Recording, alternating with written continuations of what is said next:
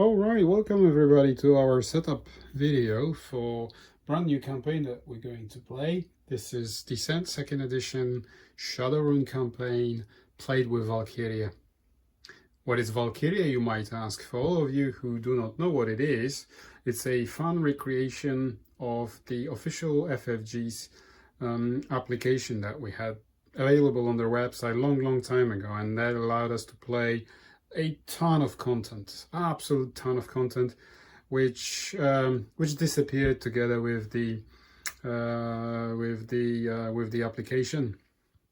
Unfortunately, you probably can, look it up somewhere on the Facebook forums and things like that. And I highly recommend going through that material because some of the missions are really good. Talking about really good missions, as I said, we're going to play Shadow Rune, so we are aiming to go back all the way to the roots of Descent 2nd edition and first printing. What's interesting about Valkyrie and the recreation of Shadow Rune is that it changes the layout of the maps, the encounters and things you might come across during your exploration differs from the original book. So we will be exploring that together as we go through the dungeons.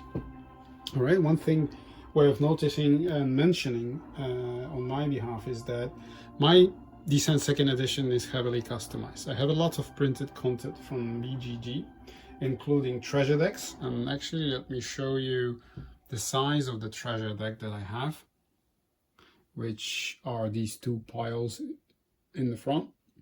And anyone familiar with Descent 2nd edition knows that the treasure deck was somewhat underwhelming because it was like, I don't know, 20-30 cards maybe, and it kept repetitive. What these custom-made treasure decks introduce are a lot of variety. Yep, some of the cards are OP all over the place. Yeah, they might actually, ruin some of the encounters, but they are all very fun, as you will see as soon as we come across any of these in the treasure chests.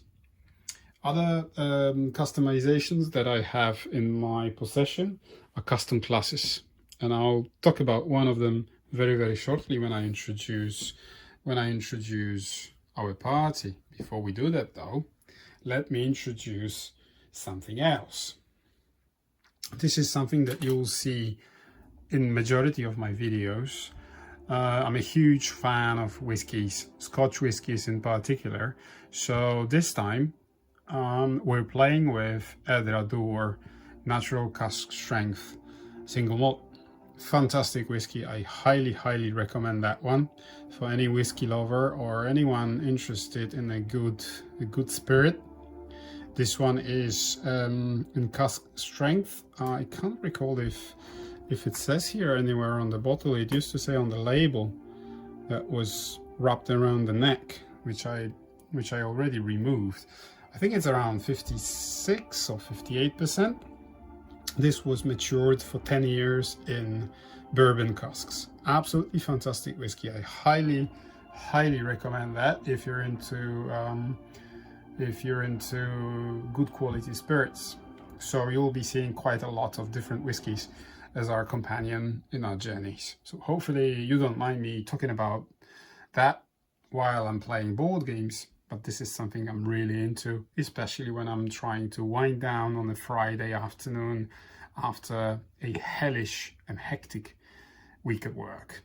All right, so Edradour, Natural Cask Strength, highly recommend that. And I will be sipping that a lot through the gameplay, so you can hear me doing this or that or all the other things related with tasting the dram. Yep, so that's that. All right, okay, so time for our heroes. Let me introduce our healer, Ogre Grissom. He's actually one of my favorite dwarf characters in the entire Descent 2nd edition collection, which I have. As you'll see during our gameplay, the application will call for many different types of monsters to appear on the map. Majority of them is painted. Some of the miniatures are still in the queue for painting, but the vast majority is already done. As you can see, Ogre Grissom, there you go. I really like his miniature with the flail and the book on his side. Absolutely fantastic miniature. I really enjoy playing him. All right, let me talk about his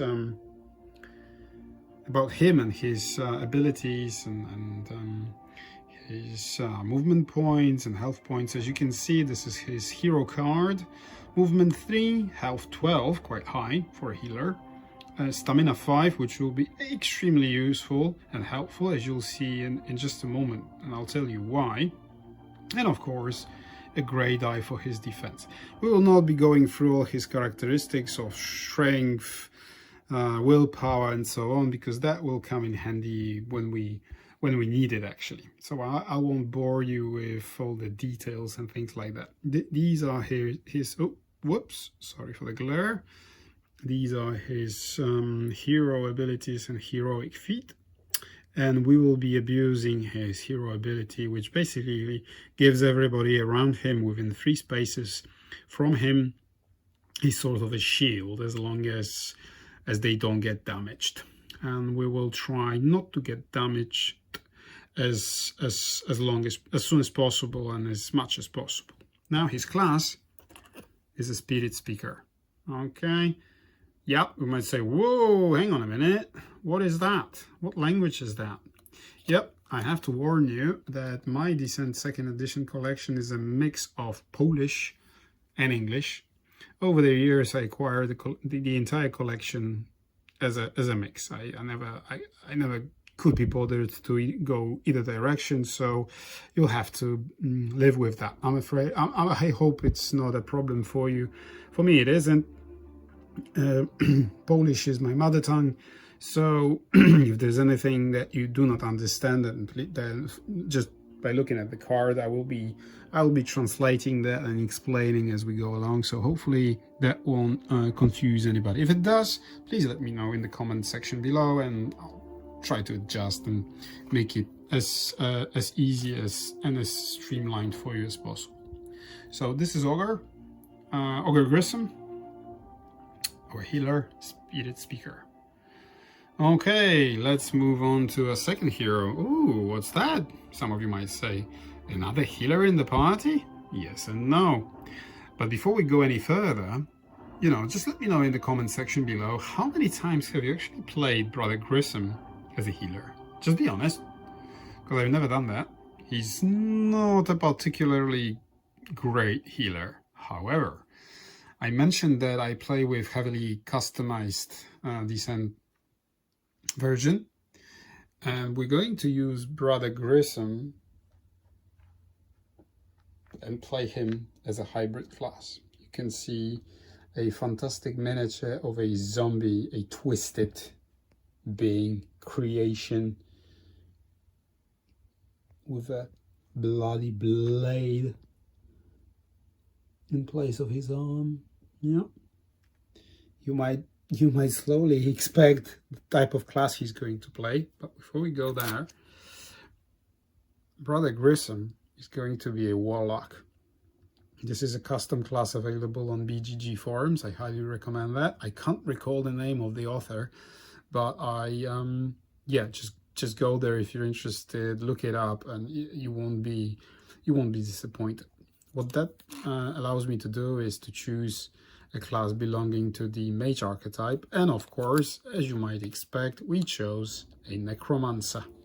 Okay, so this is our zombie buddy, and he will be on the board quite a lot, and we will exploit him quite heavily as well. All right, let me show you Brother Grissom again. HP 12, movement 3. So we're not going into the very fast party, if you like. However, this party will be quite flexible. So Brother Grissom's ability is that he can sacrifice his health. Let me just, there it is, focus. Oh, there's an awful awful glare, which you please forgive me for that. I'll adjust it for the next video. Anyways, he can sacrifice 1 health to boost his damage. As long as he damages a monster, then he can boost his damage, and we will be exploiting that as a warlock necromancer very, very heavily. Okay, so our third hero, Laurel of Bloodwood. Let's look at her miniature. I really like the way she's sculpted. She's like in this, you know, on the run, trying to dodge some enemy attacks. She pulled her dagger, her bow on the side, ready to fire the arrows. And actually the stone face, this is heavily influenced by KDM. And by the way, I have a full set of KDM. It's being painted right now, but as soon as it arrives from the artist that I commissioned for the job, we will be playing that as well. So Laurel of Bloodwood, I really like what she can do and what she can achieve in a well-composed party. And Laurel will be playing as a Wildlander. Okay, Laurel, 4 speed, 8 health, 5 stamina points, and a great defense die. And her ability, which I really like her for, is that each time she performs a ranged attack and the total range result exceeds the distance to the target, she can boost the attack by 1, which is quite a nice finisher and a damage booster. I really like that. And again, just like before with Grissom and Garen, we will be exploiting her ability quite heavily during the gameplay.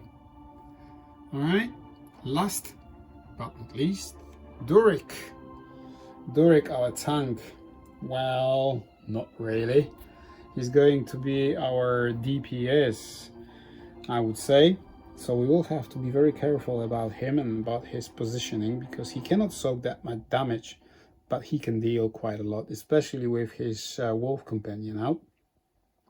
The wolf is quite fragile, the same as the zombie for Garen, the necromancer.